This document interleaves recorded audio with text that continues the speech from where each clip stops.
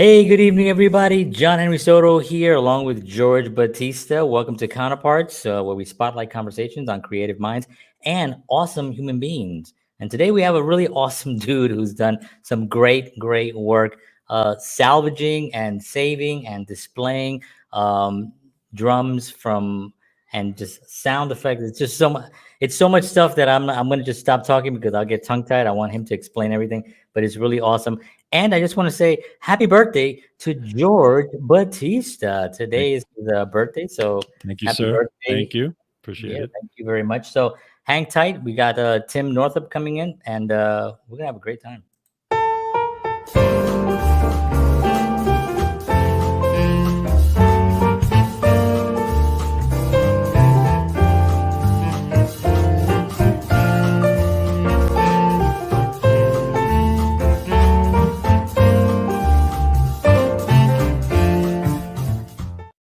I have to like remind myself that when we're starting the show, I get so tongue tied because I want to already start. Mm-hmm. I want to start talking about the guest, and I want to say, and then I'm like, oh wait, we have to start. So I apologize for that, but yeah, it's going to be a great show. Tim's on. Absolutely. I'm excited. I'm very excited. Yeah. So why don't we just get started because we got a lot to cover, George. All Let's right. turn it over to you. Okie doke. So, the Counterpart Show is brought to you by Wellness Resources, a family owned and operated nutritional supplement company providing the highest quality clinically formulated supplements since 1985. I use those supplements every single day. So, find out why I use them and many people use them. Make sure you go to myvitaminresource.com.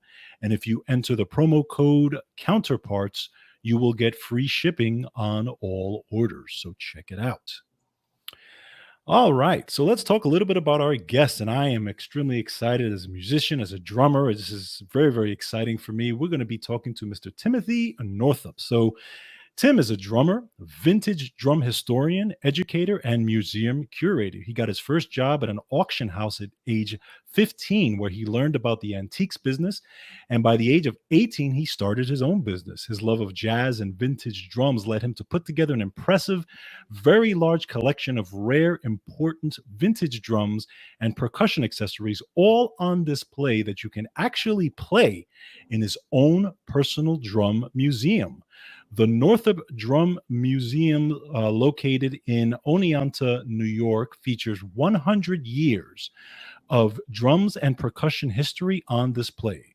And Tim was also recently featured in Modern Drummer magazine, highlighting the museum, Tim's love of drums, drum restoration, and music history. And this is going to be a fantastic conversation with him. So without further ado, ladies and gentlemen, Mr.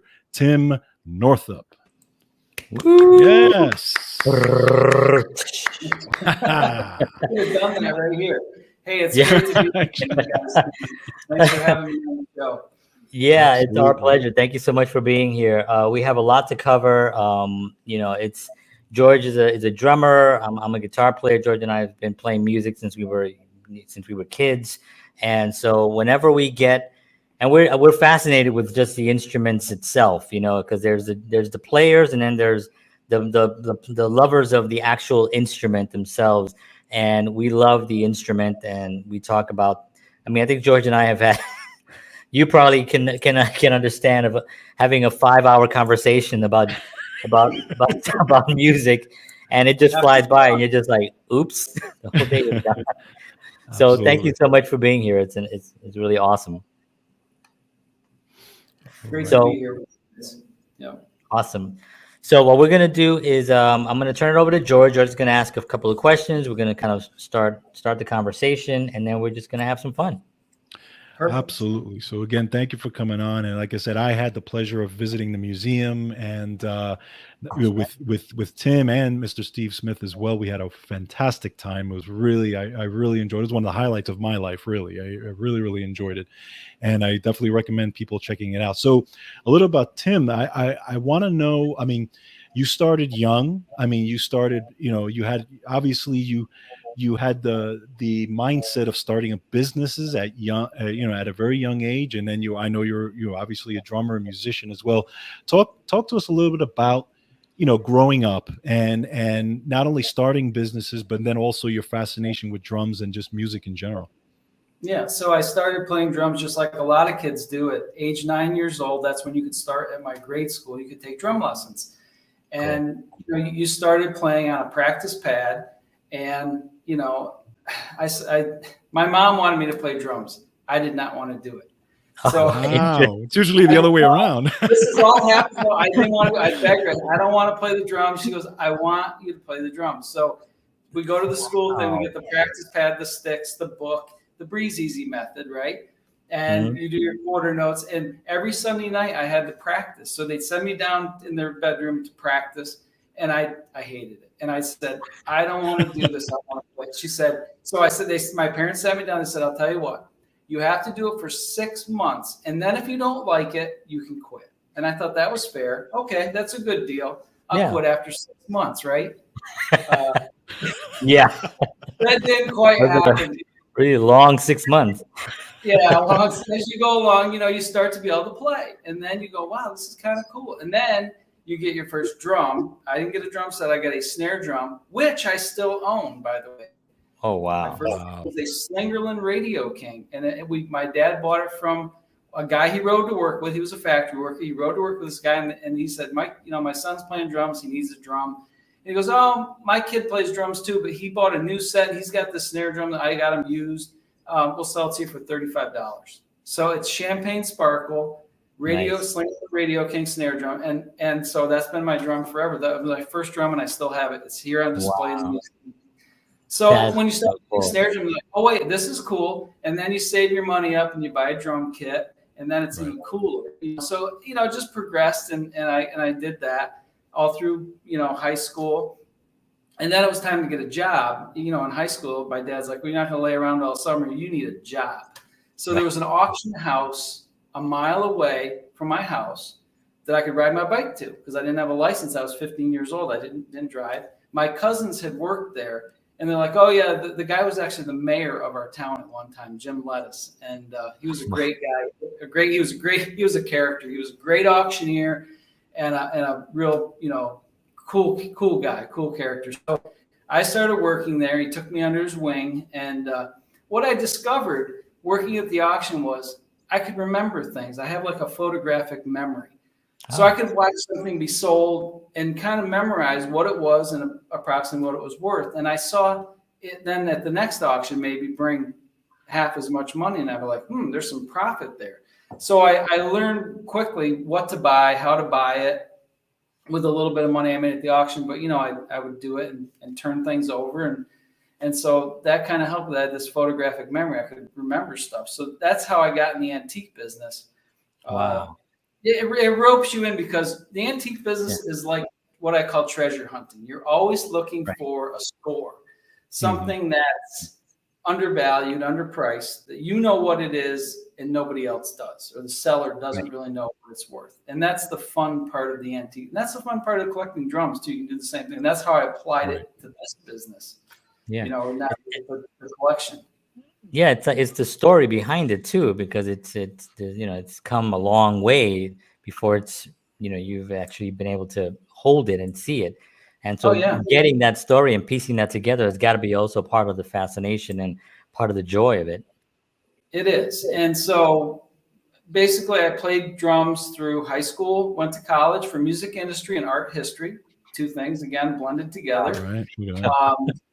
Played tons of music in college. That's when I really played a lot of music was in college because I had a band director that was excellent. And he took me under his wing again. He said, hey, we need drummers and all these things, community band, and, get your music, your card, your musician's card, and you can get hired and play music all over. So I did. So I was a union musician and I played all over the place. I remember opening my little band, my jazz band opened for a car dealership with a real swanky party that they had, just all kinds of all this crazy stuff, to make money to pay for college and, do whatever else you're going to do. So I was playing music and selling antiques and working at the auction throughout my whole, 15 to 25 years old or so. And then real life happens and you have to work, you actually have to get a job and so forth and so on. And the drums kind of at that time got put away.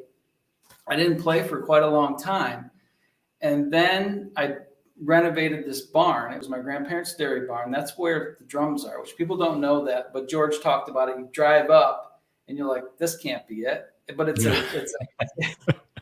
our family farm that my grandparents bought this place in 1942, and they lived here their whole life. So our family's been here 80 years. And so, Wow.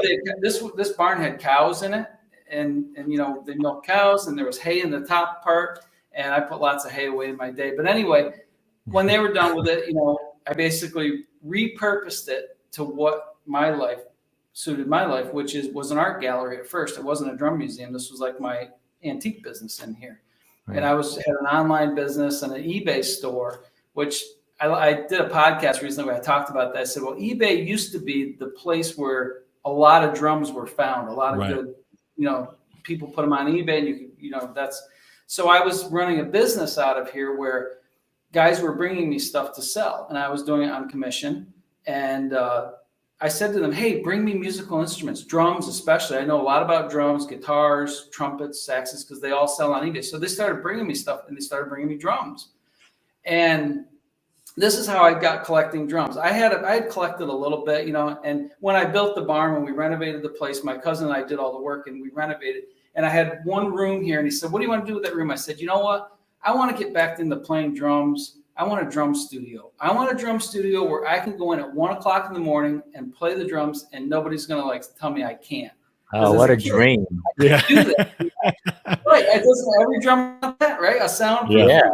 We built a soundproof room, and I got a great video of George and Steven there playing those two kits. Yeah.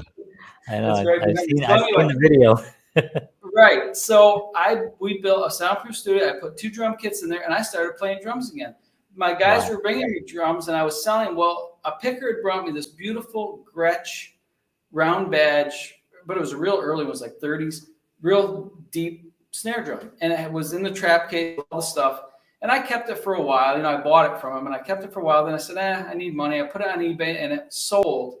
And it went to Germany, to another playing museum similar to this one, where you could go and pick your instrument, play. But as soon as I sold that drum, I put it in the box. As I was putting it in the box, I go, what am I doing? I should be buying these drums, not selling these drums. And that was like a light bulb went off, ding.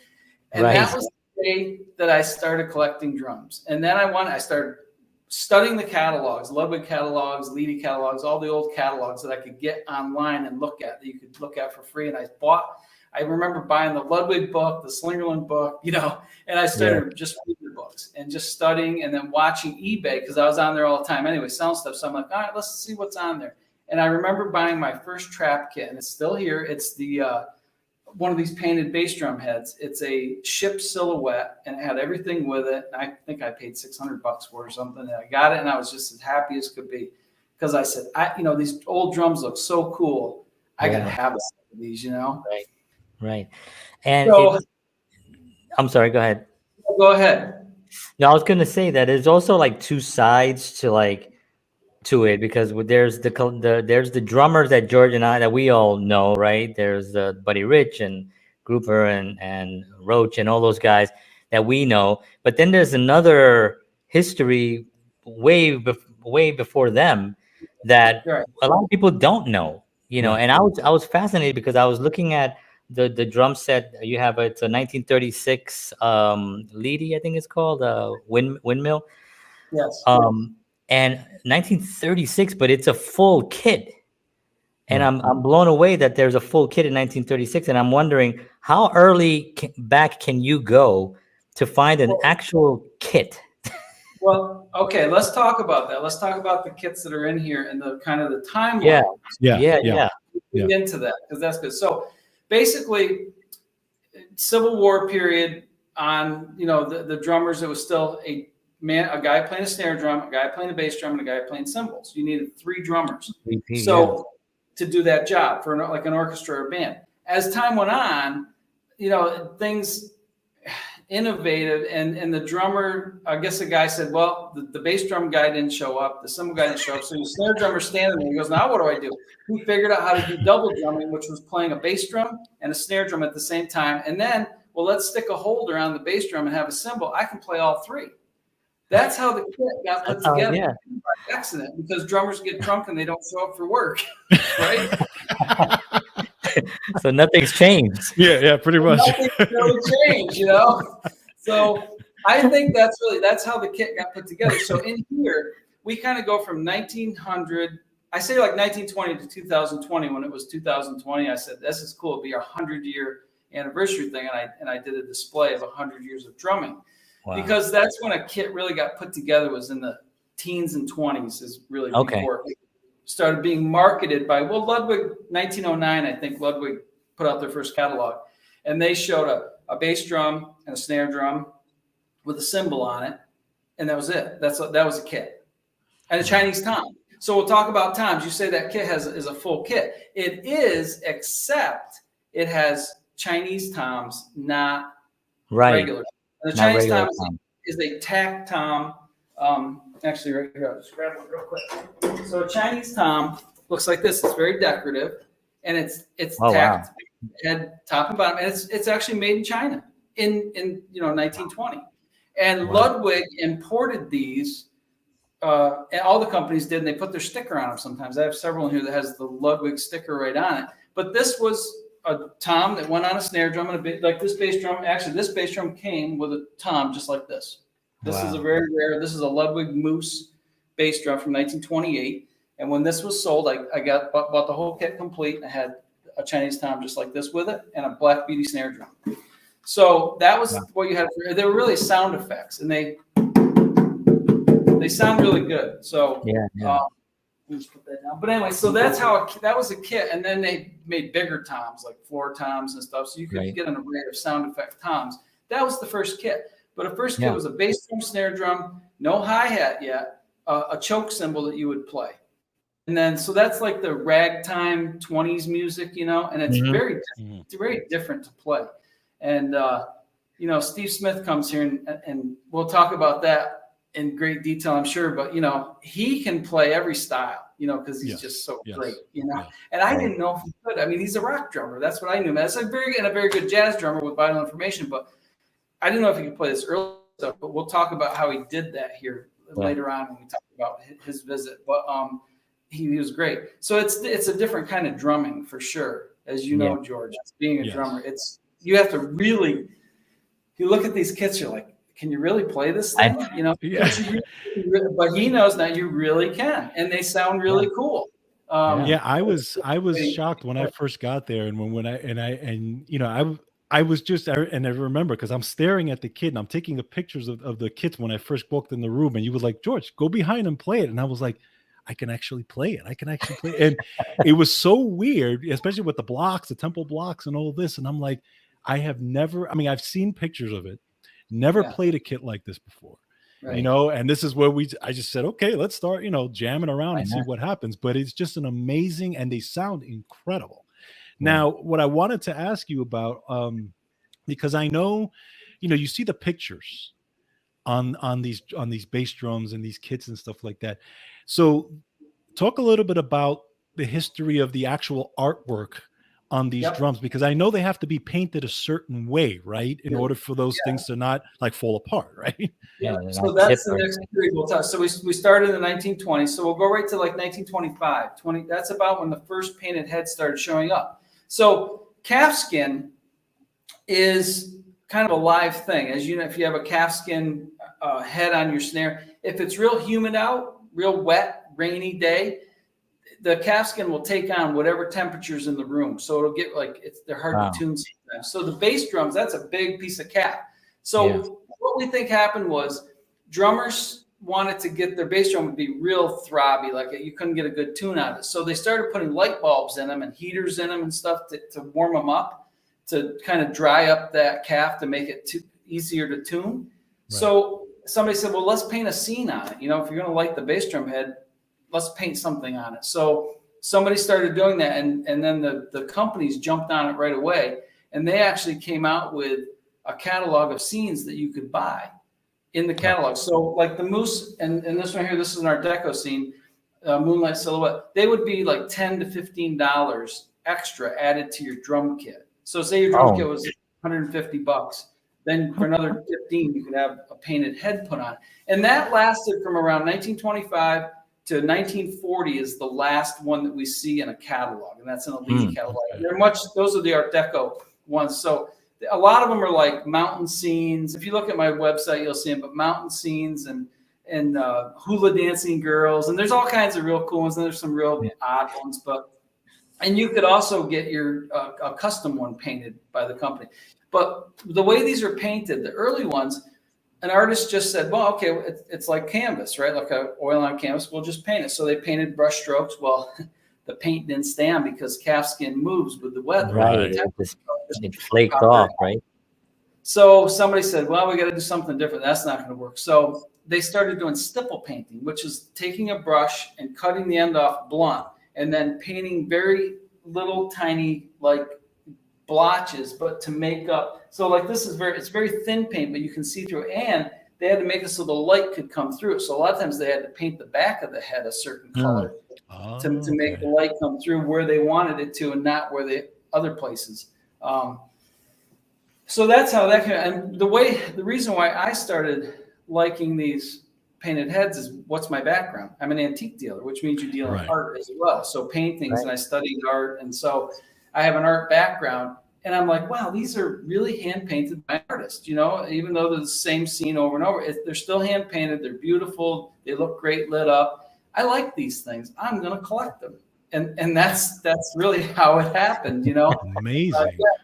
My taste, my background said, these are cool. And now I've got a lot of other people that have jumped on the bandwagon collecting. A lot of people have collected them before me too, but there's some big collectors out there, So each one, even though it's the same scene, but each one is still hand painted. So they are unique and different. Yeah, variations. Yeah, that's fascinating. Wow. That's amazing. So we're at 1925 to 1940. Yep. So 1940. Let me tell you what happened in the 30s. So drums were innovating. Chinese toms were starting to go away. You could still order them, but they started. Gene Krupa. We're going to talk about Krupa. Okay. Yeah. In 1928, the Slingerland Drum Company put out their first catalog. Actually, it came out in 27, but it was 1928. They got in the drum business, and I'll give you a little background how they got in the drum business. Ludwig, who was already in the drum business for 20 years almost, decided to get in the banjo business. Well, Slingerland didn't like that, and they were always competing with the tanneries in Chicago for heads, for calfskin heads. And so they're always fighting for those anyway. So it was just a big kind of a battle. And Slingerland said, well, if you get in the drum business or the banjo business, we might as well get in the drum business. So, and they did, and they gave Ludwig a run for their money. Wow. So they entered the drum business. A few years later, this young guy named Gene Krupa signs on with them. And then he, we know his story. He became a superstar. Yeah. And all he ever played were Slingerlands his whole life. But he was very innovative in the Slingerland Company with saying, you know what, Chinese toms are okay, but I'd like to be able to tune them. Music's changing. He took away the tempo blocks and all the gadgets and gizmos and all the sound effects. And he also didn't like the painted heads. He had a clean head, but he said, I want my logo on there. So he developed the Art Deco logo that says GK with the stripes. And as soon as that hit the catalogs, painted heads were gone forever. Wow. Really? Wow. Yeah, because everybody wanted their initials in that little right. It's the trend, right? The trend happens. Yeah. Well, just like you fast forward to 1964 and the Beatles won the Ed Sullivan Show with Ringo and he wanted the Ludwig logo still on his kit and the Beatles. And then what happened? Ludwig got bombarded with orders the next day. So it just takes a superstar drummer to get featured, and whatever they're playing, every kid wants to play it. Same thing happened with Vox. That was the amplifier that they used on the Beatles, and Vox just went through the roof after that. Yeah. So that's amazing. So I wanted to so we're gonna go down the line a little bit, but I also want to actually ask you a question overall. Like, would you say there's a definitive book? I don't, Geddy Lee recently put out a bass book on, and it was just, He had bases from everyone's base, and it had stories behind it. And it was this big, giant, massive book. Is there a definitive book that you would actually recommend, or something that you actually know of that actually documents what like the work that you've done, or are you working on that yourself? Oh, everybody wants me to do a book on painted heads, but I don't know if that's going Yeah. to happen. I am writing articles for Modern Drummer on at least 5 of my painted head kits and Slingerland kits. Oh, and nice. So they'll be featured each month every other month for the next 5 months. So, great. I'm starting to do some writing, which I didn't think I would ever do either, or shows like this. But weird crazy things happen as you go through life. There's Rob Cook is a guy who's done a lot of research on all the drum companies, Slingerland, Ludwig, Leedy. He's put together some of the best books, both history of the company, the products they had with catalog pages. He's the guy, and you would go to his website, rebeats.com. It's www.rebeats, rebeats.com. And he has a company where he sells the books, and you can pick a company. He's also got just collecting vintage drums, and he'll have a little bit about each company in there. But he's the guy. I don't know anybody that can put out books like Rob Cook has. He's done a great job.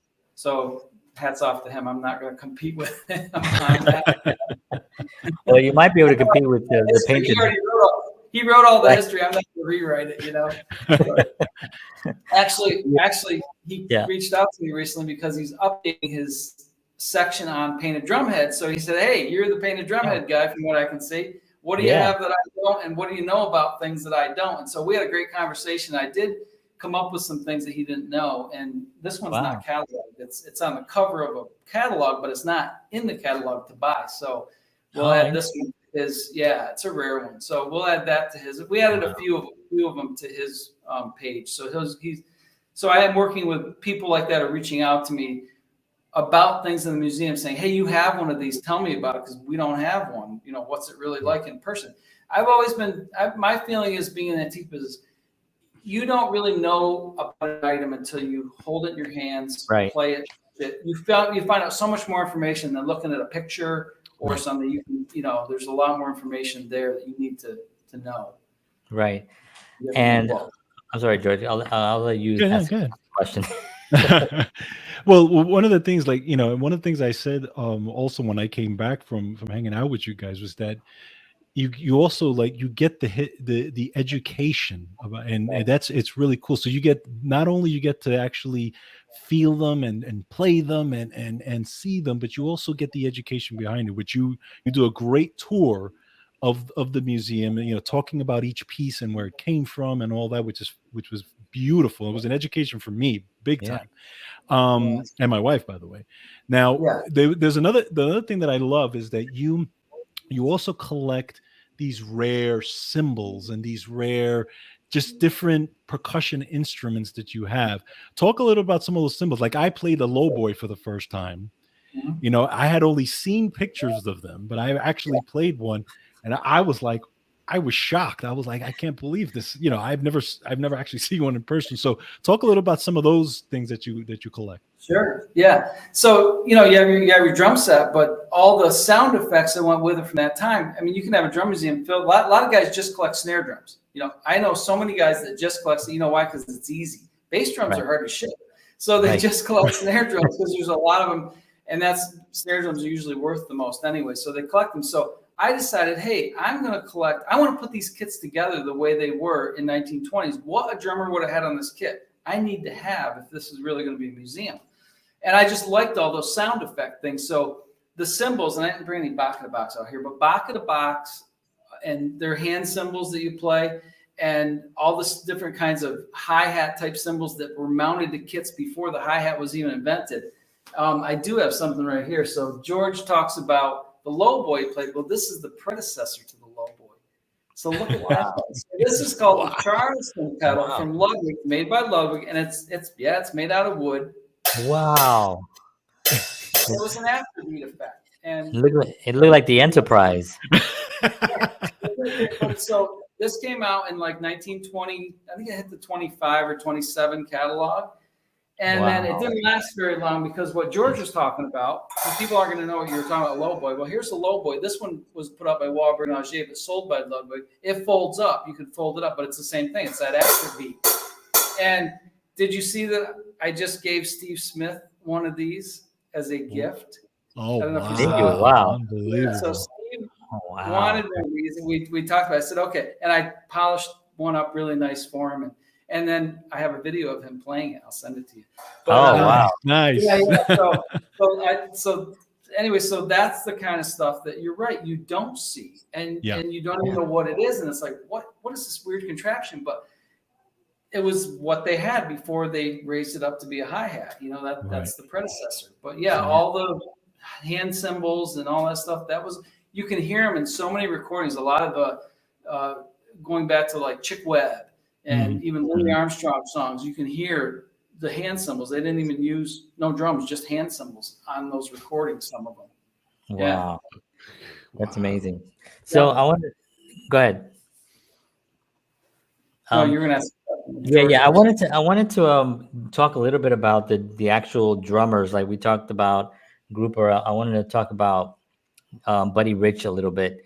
You know, his influence just as a drummer. I mean, he was an all around entertainer, right? He was a funny guy. He was a singer, dancer. He did acting. He was, he just did everything.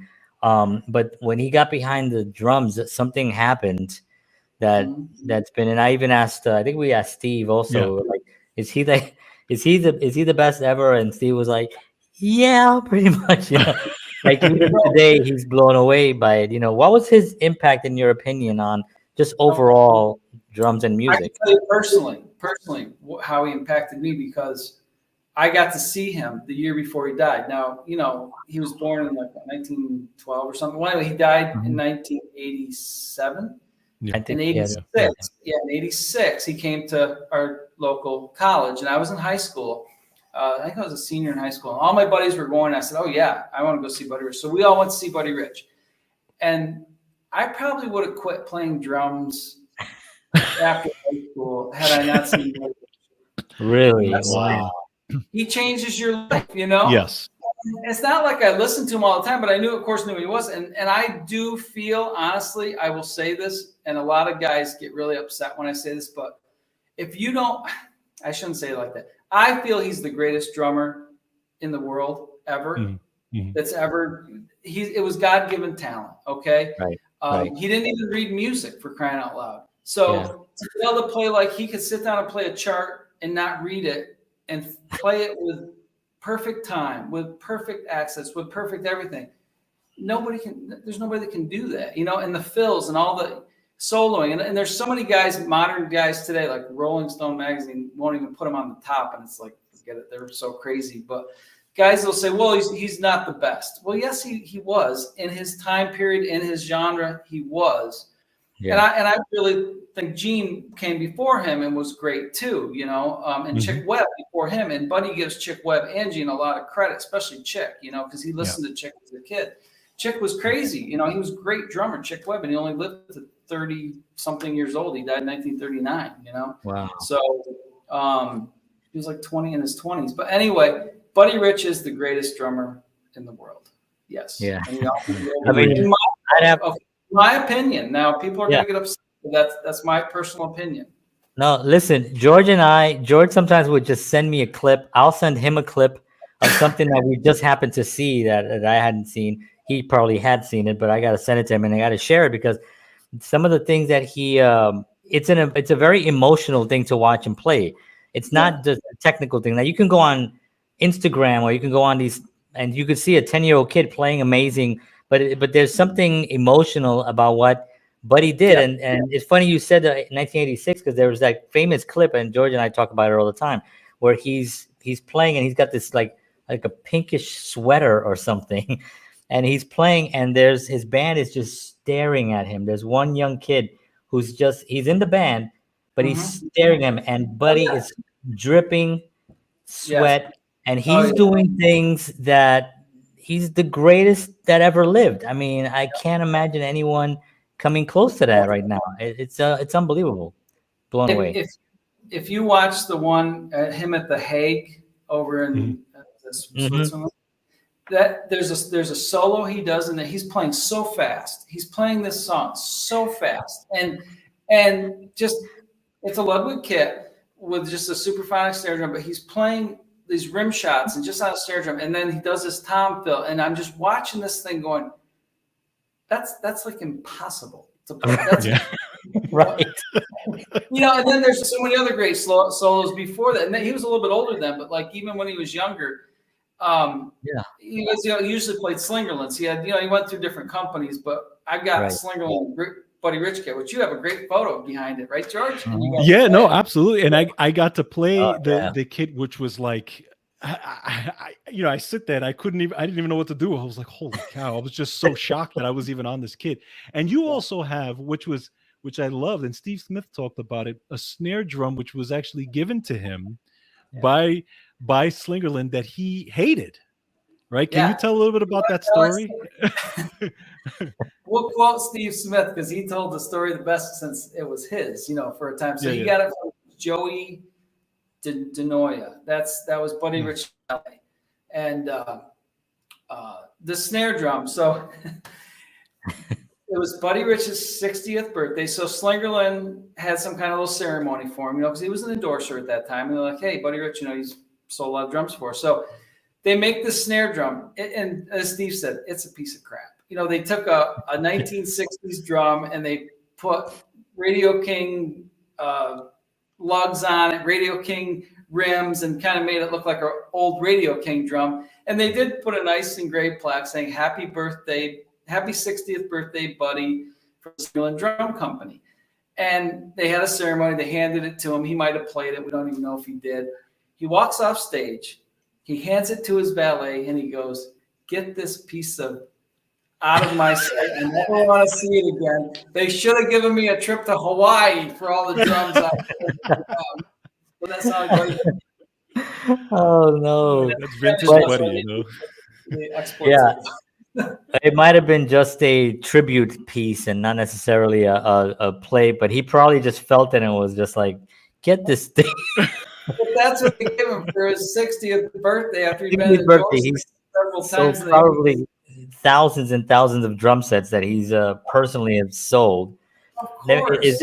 Was this one of his sets? Is that Yeah, that's it. Yep. And the thing was, he gave those sets away all the time. So probably Slingerland was a little upset with him because every time he went on the road, they had to ship new ones from a music store because he kept getting. If a kid came up and he liked the kid, he'd be like, "Yeah, I'm keeping my cymbals, but take the drums."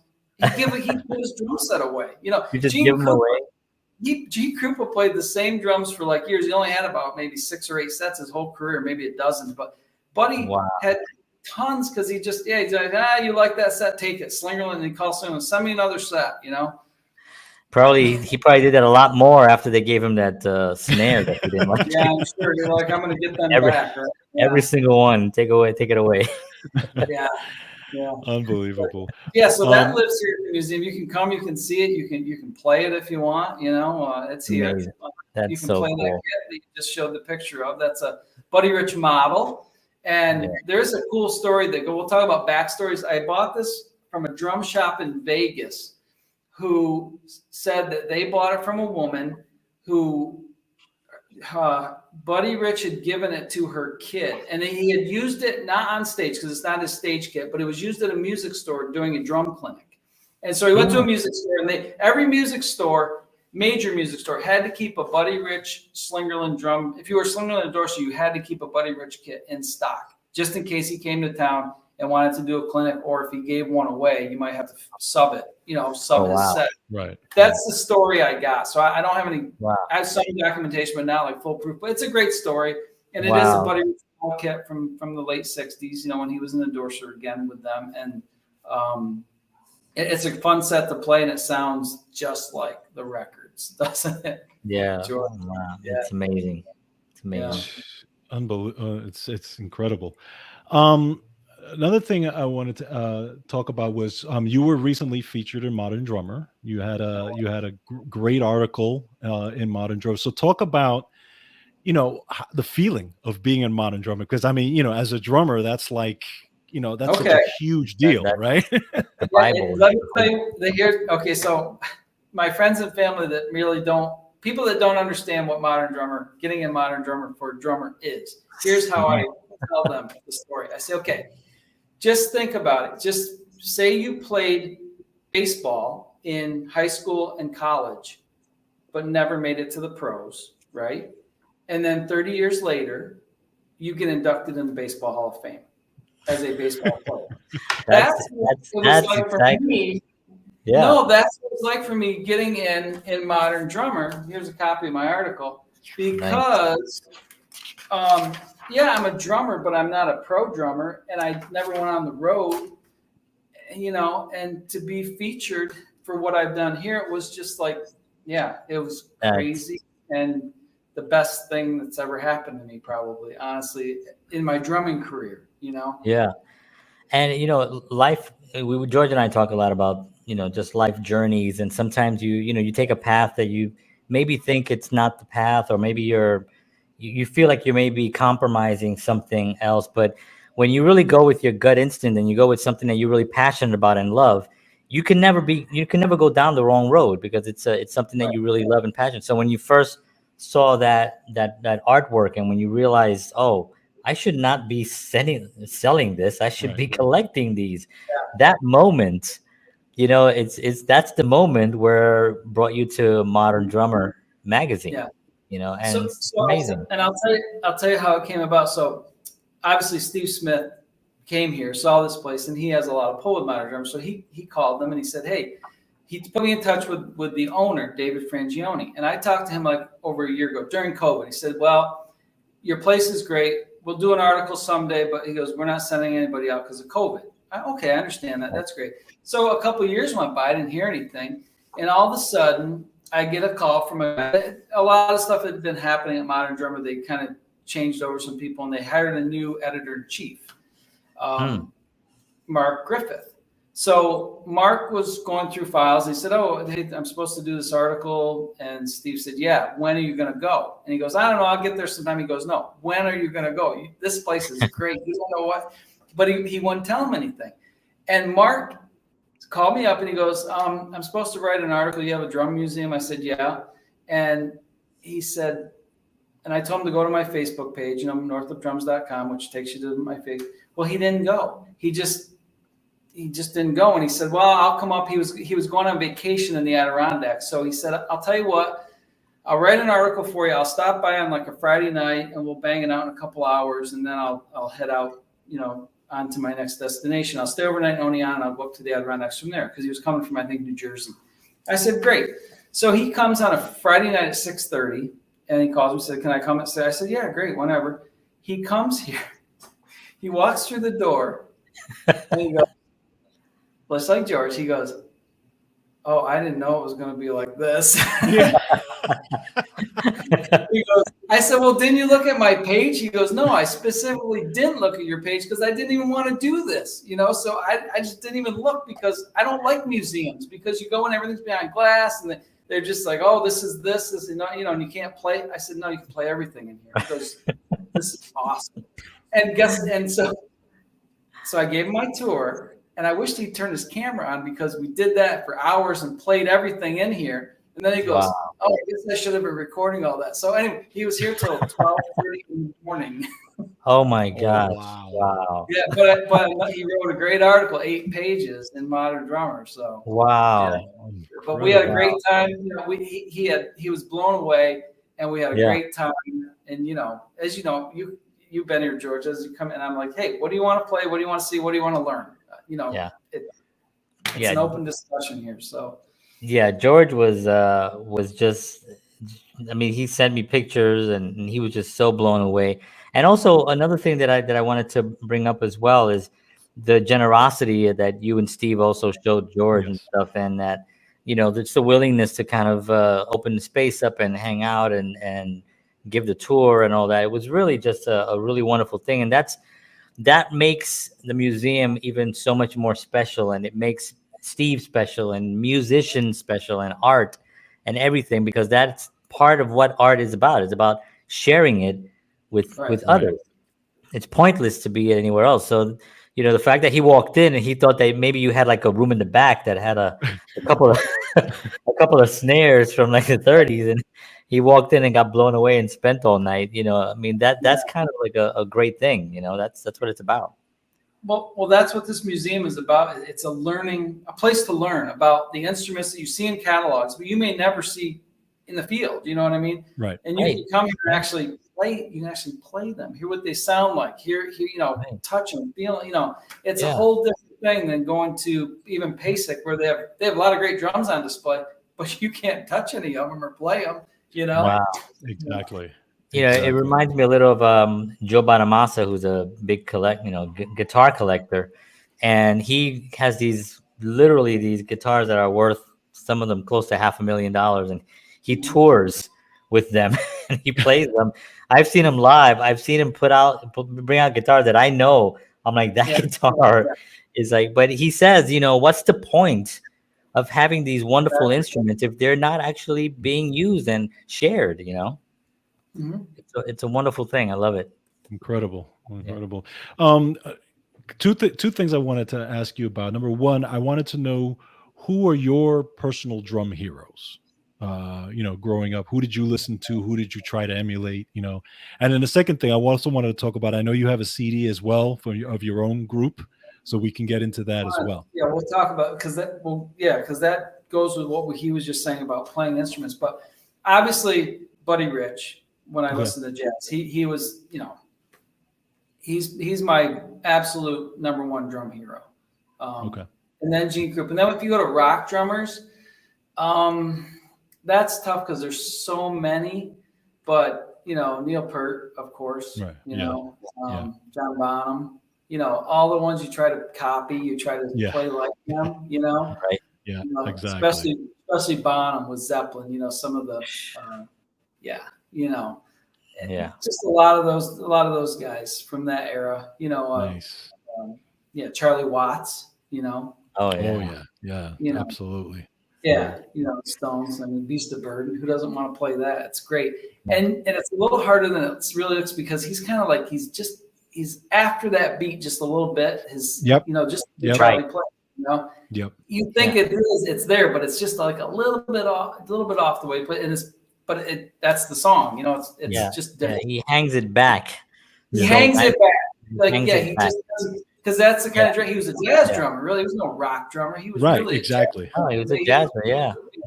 And and so he's got that feel, which is real smooth. But then he can rock out with the best of them. Of course, definitely. So, so I like that, because that's my blend too. I like to play jazz, but I'm also a rock drummer. I like to play country music, even modern country. I like some of that, to play that. It's fun. It's fun music to play. But so getting back to our CD. So here's what happened. So I met this guy named Pete Jarvis, who didn't know a lot about vintage drums, but a friend of his did. He went to, they both went to Patterson, New Jersey, the New Jersey Percussion Ensemble at Patterson University. And he was a teacher there, professor of music. He's also a composer, and Pete Jarvis is a genius. He's a genius musician, a genius composer. He's been on so many HBO tracks. He does music for everybody, for everything. And he's a writer. He writes music like crazy.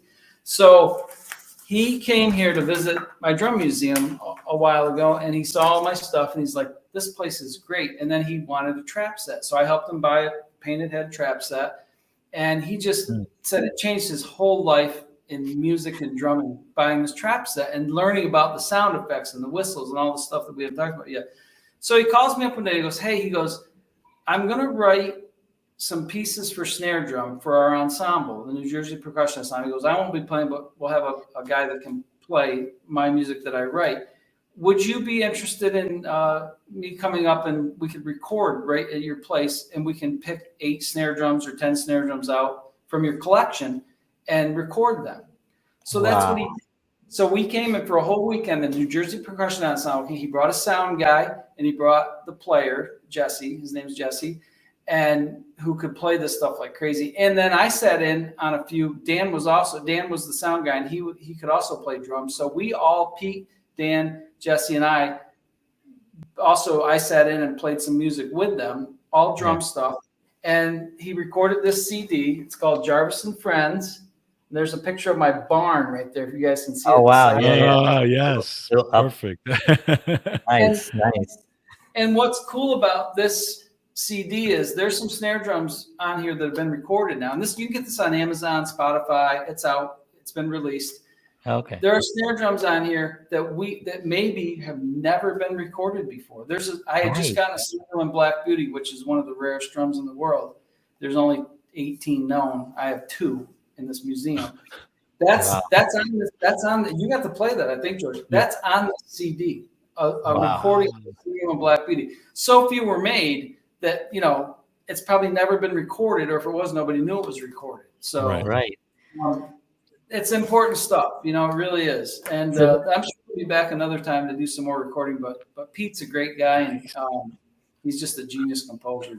So that's really so cool, because you think about these instruments that, you know, have been sitting, you know, and they've been admired, but really what's the point, you know, but now it's been documented. Now they actually have a life that's going to continue.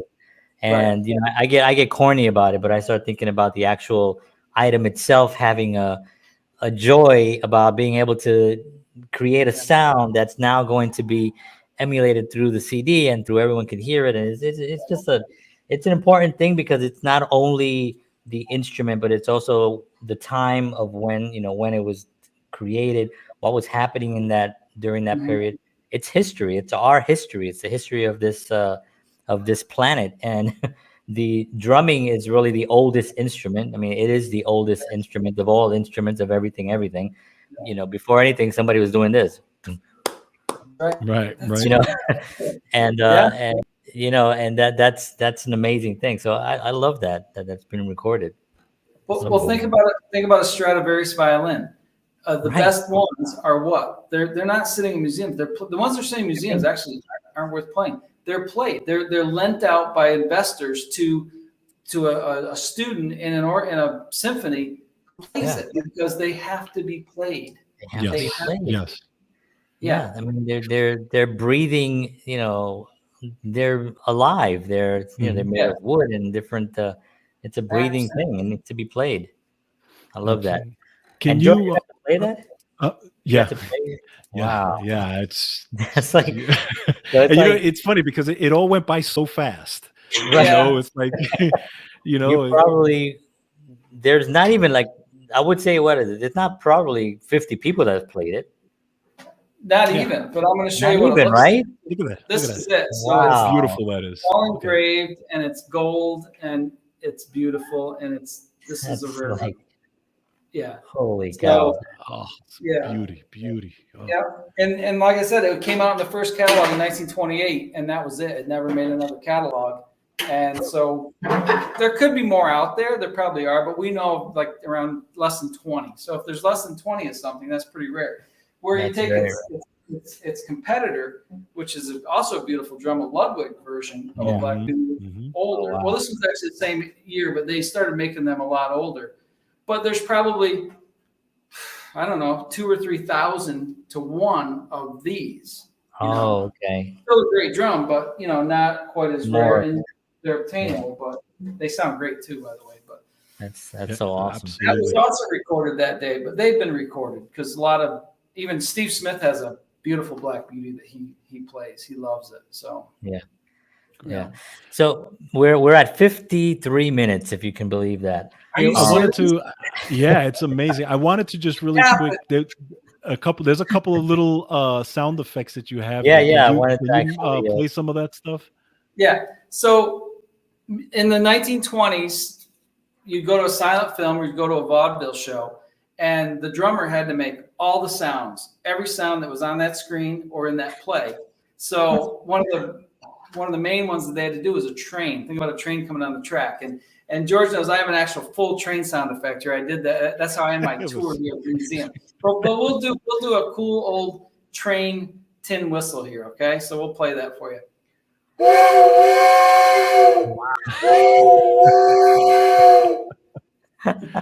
That's amazing.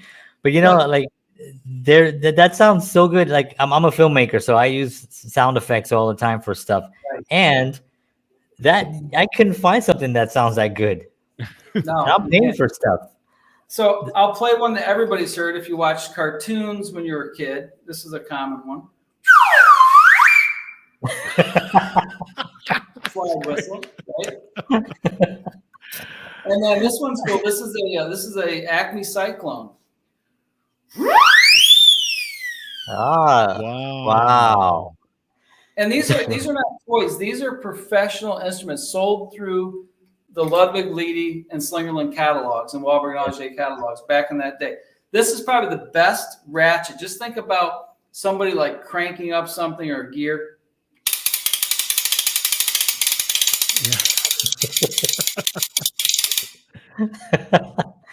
Oh man. It mounted to your bass drum, so you had a free hand to do that with.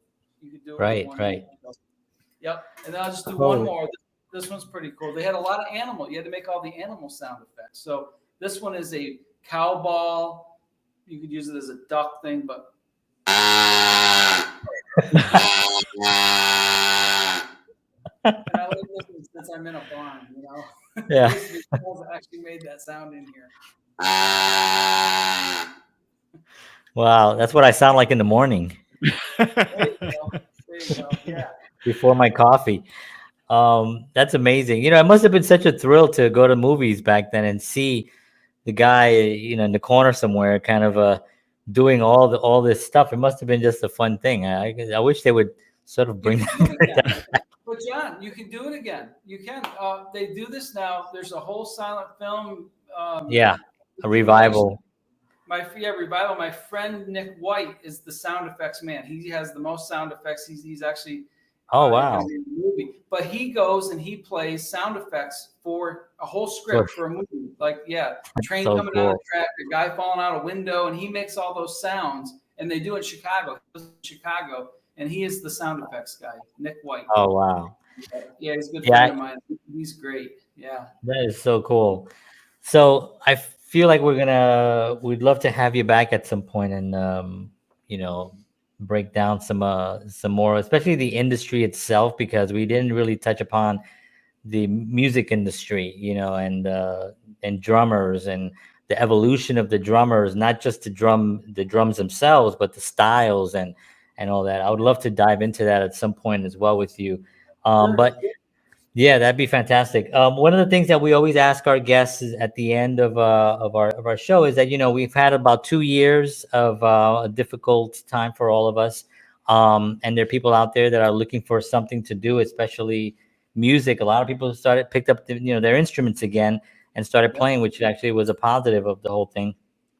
Do you have any words or any encouragement for anyone out there that's listening that might be still on the fence and trying to figure out what's their next move? Just whatever money you can scrape up, buy an instrument, even if it's not the highest quality, and learn to play that instrument, because it's life changing. It's it gives you so many opportunities that you'll never have any other way. Yeah, absolutely. I love it. And John knows this very well, because I mean, you actually had a snare drum, right? When you started playing, I didn't even have that. John knows that I didn't even have a practice pad. I used to use the back of a cushion and from a chair and a basketball as my bass. And that's how I learned. That's how I started with independence and all this stuff, because it had the sound effects that I needed. Yeah. I used to play on pails and tin pans, honestly, with my snare drum and buckets I'd set up, because we didn't have, we also didn't have any money, Right, exactly. Yeah. But it's music is just so important. Like I have 2 kids, and I'm very when I'm in the car, I'm always, all right, listen to this. We were just listening to Phil Collins, right? And the drum, right. So I go into the whole explanation of the drums and Phil Collins and how I took my mother to go see him in the 90s, and it was amazing. I want them to have that experience because it's life changing. Yeah. I'll just say this about the museum. So people that don't even know anything about drums come here and they're like blown away. They love it. And my little tour, but even somebody who doesn't play drums, they can play a drum. You can take a drum and you can Right. Even if you Yes. play rhythms, they can get a sound out of it. You know what I mean? Right. So Right. drums are like universal, like you said. Like somebody can play a cowbell, play something. You know what I mean? You can play rhythms, and they can play Yeah. some kind of rhythms. You can't play Buddy Rich, but you can play rhythms. Where Right. like another kind, you hand me a trumpet, I can't even make any sound come out of the thing. You know, but That's a good point.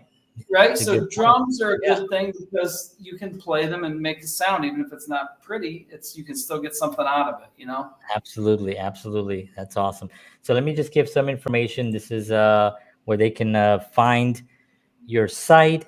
Y'all out there have to go check this out. Check Yes. out the museum. Yes. I have not been yet. I'm jealous of George, but I am going to. I'm in Nashville right now, but I will be heading there at some point, and I will definitely be visiting because I think it's just something that I have to see and I have to experience myself. And I'm very, very fortunate to have had you on the show. And like I said earlier, you know, you and Steve were just really, really nice and have been really just giving of your time and your expertise and your stories and everything. So we really, really appreciate you taking the time to be with us today. And we'd love to have you back again. So thank you so much. It was my pleasure. Thanks a lot. Thank you. You got Tom. it. All right. We'll be right back. Wow, look at that. Just a whole education right there, you know. And I looked up and it was like 50 minutes. I'm like, are you kidding me? Because you could really go so deep Well, that's into the that thing. stuff. That's the thing. Yeah. And even when we were talking about Buddy Rich, it was just like that could be like a whole Yeah, you could do a whole show on that. Yeah. on that, you know. So, but man, what an amazing collection! What an amazing person that's, you know, really doing something that I know it's going to go on for a long time, and it's really going to educate people on something that, you know, unfortunately, you know, we have all these machines now, we have TikTok, and we have all these other things that people forget. You know, this is Yeah. where it really started. This is Exactly. where all this stuff that we hear now came from, what his collection, and Yep. that's amazing. So we're very happy that he was here. Happy birthday, George. Enjoy Thank your you, sir. day, your You too. evening, and take care. You know, 25 years old. It's hard to believe. I know, right? Yeah, it's incredible. You know, it's unbelievable. You look great. I want to thank everybody for tuning in. We appreciate y'all. We'll see you all again next week, 7 p.m. Central, 8 p.m. Eastern Standard Time. You can visit us, of course, at counterpartsshow.com. If you want to reach out to us. For George Batista, John Henry Soto, Counterparts, thank you very much. See you next week. And as always,